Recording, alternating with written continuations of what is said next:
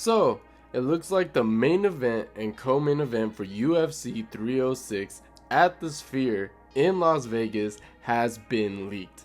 And Dana White is probably not too happy about it. And this all happened during the UFC Fight Night Namajunas versus Cortez broadcast. I'm specifically talking about the UFC French Canadian commentators. They accidentally spilled the beans, saying that on September 14th, the featherweight champion Ilia Topuria will be defending his belt for the first time against the current BMF and former featherweight champion Max Holloway. And they also announced the co-main event, which is Sean O'Malley defending the UFC bantamweight title against Merab Dvalishvili.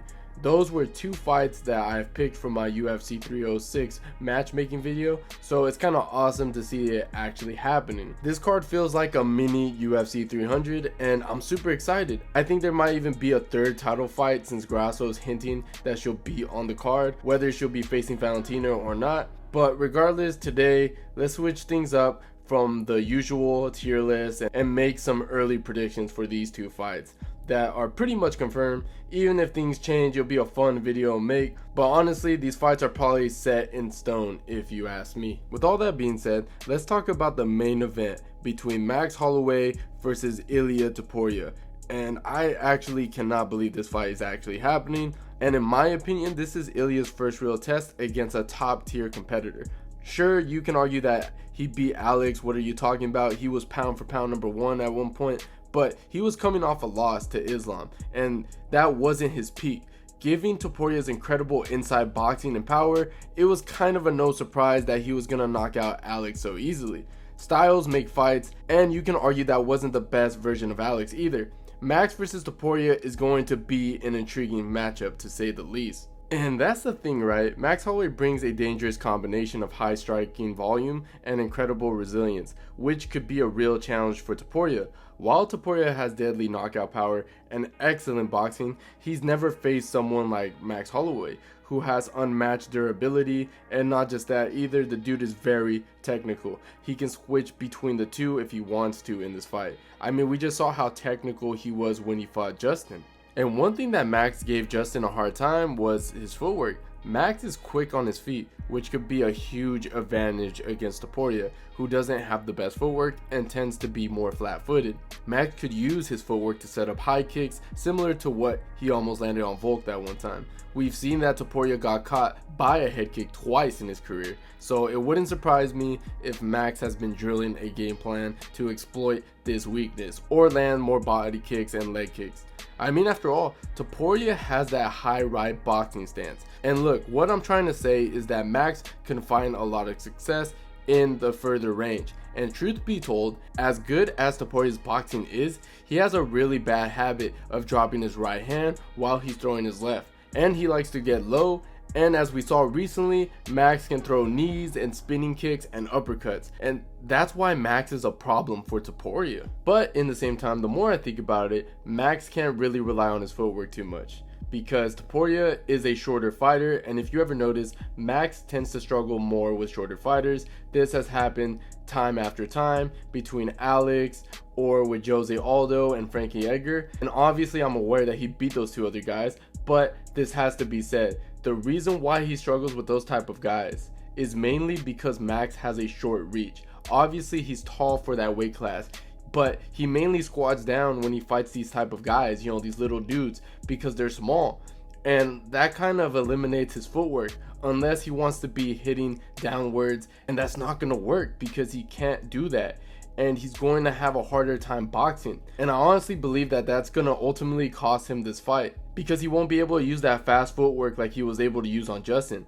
And we cannot forget that that squatting position also makes Max very open to get hit by leg kicks. And as we all know, Topuria likes to land those leg kicks. We saw this when he fought Alex, and the same thing could be said when he fought Josh Emmett. Now, Ilia throws some very hard leg kicks. I mean, he made Alex spin around like a ballerina. And if that footwork is gone from Max, then that means that Ilia can close the distance to Max. And come on, man. It's not even close. I think Ilia is the better boxer. So if they're gonna stand and bang, you pretty much know that Ilia is gonna win that fight. And Ilia has more power than Max, and if anybody can knock out Max, I'm just gonna say it right now, it's Ilya. No doubt about it. And we can't forget that Ilya is very well rounded. He has the grappling advantage and he can use any of his submissions in this fight. And I honestly believe that Ilya will use his full arsenal in this fight just to mix it up. But even with all that being said, I'm probably going to go with Max as an early prediction. I just feel like he has the perfect game plan that he can use on Ilya. I think he has too much experience and he's going to think of something clever to catch this dude. I just honestly feel like that, but hey, maybe I'm wrong, but I guess we'll find out soon, am I right? Now moving on, we have the co-main event between Sean O'Malley versus Merab Dvalishvili. And I'm going to be honest with you guys, I'm actually pretty confident on this pick. I honestly think Sean O'Malley beats Merab fairly easy, and I honestly think he's gonna outclass Merab and knock him out. Now this might be considered a hot take, but I actually think he does it overall, and it's mainly because Merab's style plays into Sean's counters too much. Sterling was surprised that Sean is a lot better than he expected on the feet. He knew that he was good, but he didn't expect him to be that fast. The footwork and etc. Sean caught Sterling coming in, parrying the shot, pulling it back and shot it in literally in a split second. Also, Merab has no submission threats on the ground. He just smothers you on the ground. Honestly though, don't be surprised if Sean somehow submitted Merab on the ground, as he's very underrated when it comes to his jiu-jitsu. You know what's crazy though about this fight with Sterling? Is that he wasn't able to take Sean down. Sean's length played a major factor to that. And we've seen Merab get caught a few times in his career. And the thing about Sean is that when he hurts you, he isn't going to go crazy on you. He's going to start picking his shots on you. Even when he had Sterling down, he wasn't going crazy. He was picking his shots well.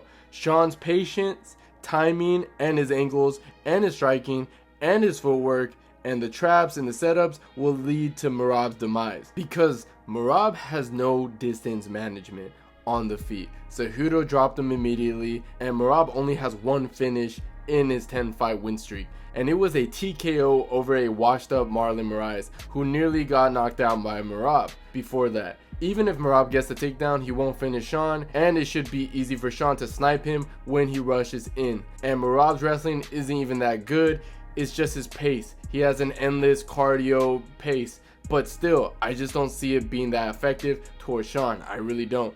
And if anyone is going to beat Sean, it's going to be someone who can match his size like Aljo or Sanhagen. The guy under 5'8" like Merab are just going to have a hard time touching a sniper like Sean.